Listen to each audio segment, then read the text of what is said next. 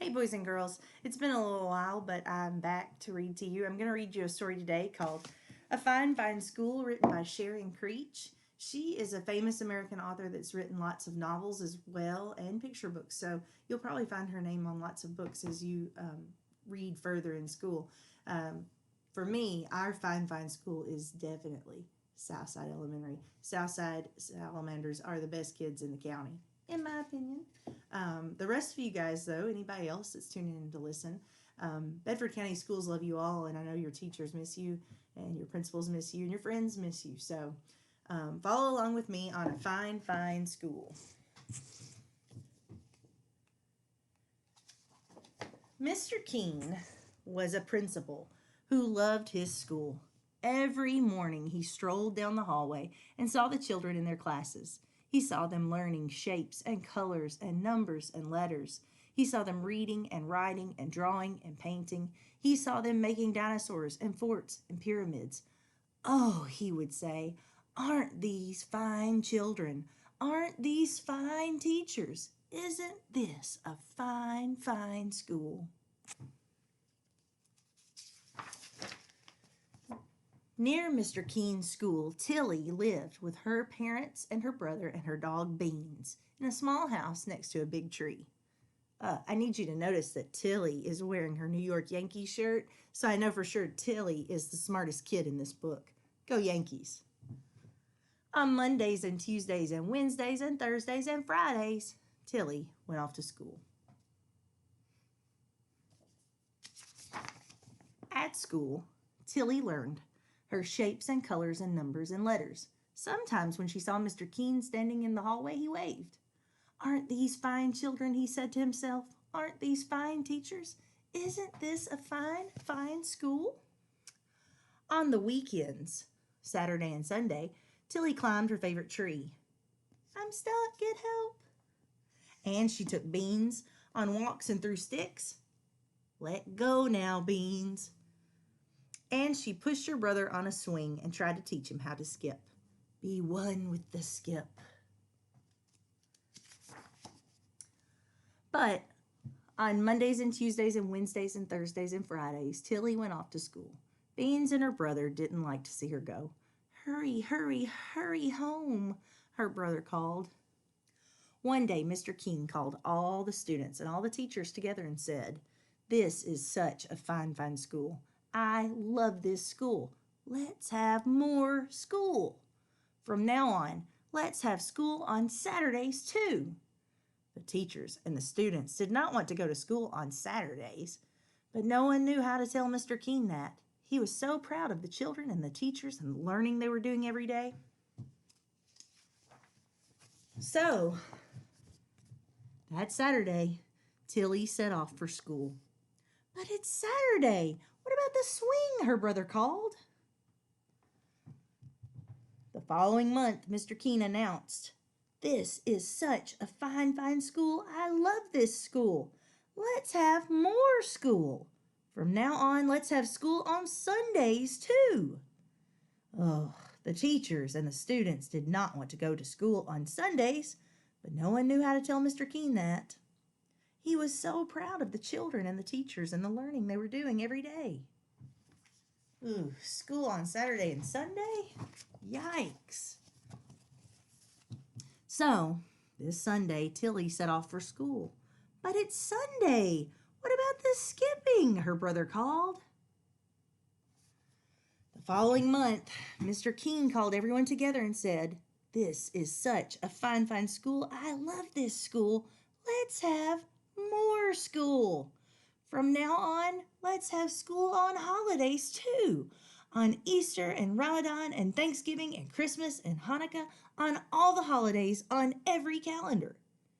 The teachers and the students did not want to go to school on holidays, but no one knew how to tell Mr. Keene that. He was so proud of the children and the teachers and the learning they were doing every day. Look at their poor faces. You can tell how they feel from the illustrations. I don't think they agree with Mr. Keene.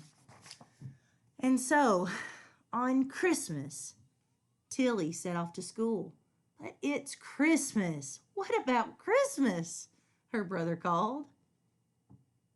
Do you want to go to school on Christmas? They're opening presents and she's off to school. This is terrible. The following month, Mr. King called everyone together and said, "This is such a fine, fine school. I love this school. Let's have more school. From now on, let's have school in the summer too, all summer long, every single day." Look at that. He's got a summer schedule. He's got all the time in school, and this is the only time you're at home when you're sleeping. You only get to go home to sleep. "Oh, how much we will learn," he said.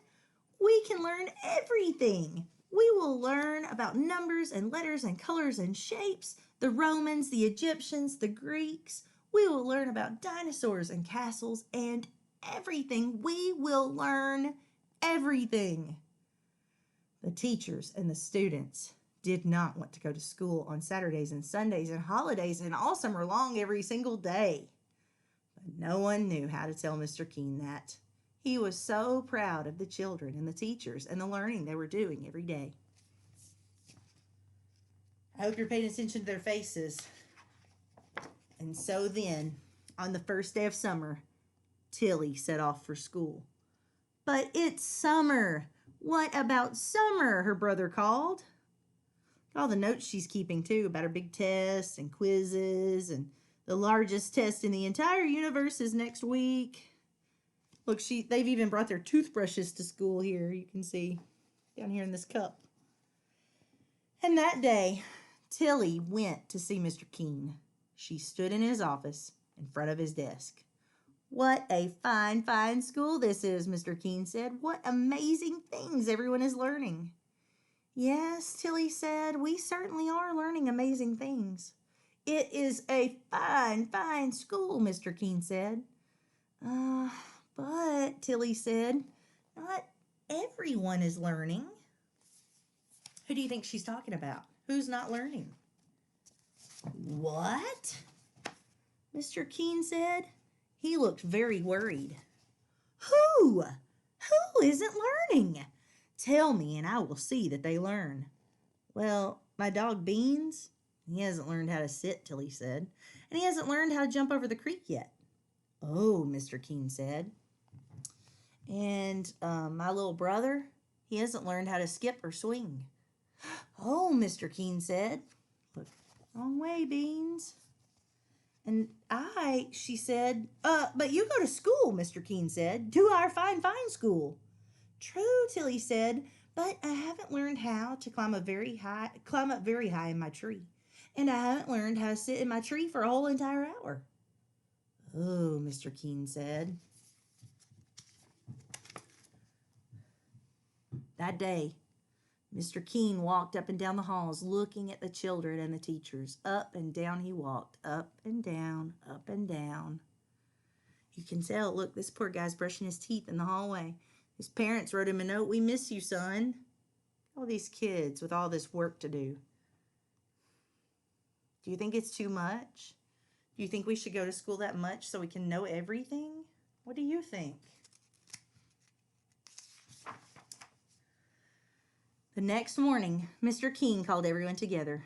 The children and the teachers were very worried. I mean, how much more school could they go to, right? Mr. King said, "This is a fine, fine school with fine, fine children and fine, fine teachers, but not everyone is learning."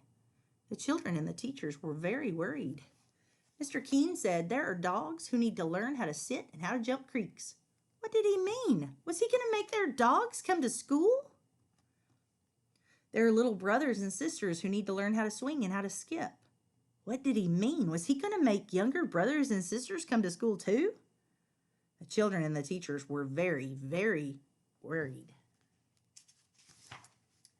"And you, all of you, children and teachers, you need to learn to climb a tree and sit there for an hour," Mr. King said. The children and the teachers were very, very worried. Look, he's timing them. 20 more minutes. 20 minutes to go. "Do you think we should test you on tree climbing?" Oh no. Look at their poor faces. What could this announcement possibly be? You have to live at the school?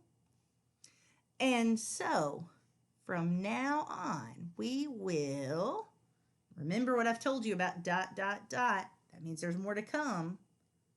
So from now on, we will not have school on Saturdays or Sundays or holidays or in the summer.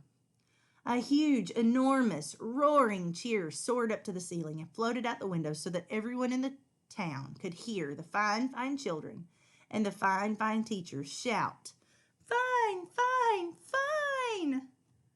It's like a party because they don't have to go to school that much anymore. So all the fine children and all the fine, fine teachers lifted Mr. Keene up, and they carried him down the hallway and out the doors and through the town, up and down, in and out. And everywhere they went, the people said, "What a fine, fine school with such fine, fine teachers and fine, fine children and a fine, fine principal." The end. Now, like I told you in the beginning, I believe Southside School is a fine, fine school, my favorite school by far. I know that Mr. Embry, our superintendent, is super proud of all the work our teachers and kids, students, kindergarten through 12th grade, are putting in while we're sitting at home on quarantine. I hope you know that we love you and we miss you and we want you to learn everything about everything, but it doesn't always have to come from a book. My niece and nephew have been working on tadpole habitats out in their yard. My nephew Jackson has been playing sports outside and drawing and creating and making things. He's still writing in his journal. All the kids I've talked to from my classroom, you guys are reading and making me proud. Keep reading, please. Everybody, everywhere, can continue to learn while you're at home, and it doesn't always have to be from a book. Why don't you cook a meal with your mom and dad, or explore your yard and your property if you live on a farm somewhere? Watch the animals and the birds that are around. I've seen lots of birds in my yard recently that don't usually come, or I don't usually get to see them because I'm at school. So now that I'm at home, I'm seeing some different things at my house, and I'm enjoying that. So continue to learn, boys and girls, and look around and know that your teachers and your principals and your superintendent know that you're a fine, fine school and you're a fine, fine district, and you are so smart and so loved and so missed. I hope to see you soon. I love you guys.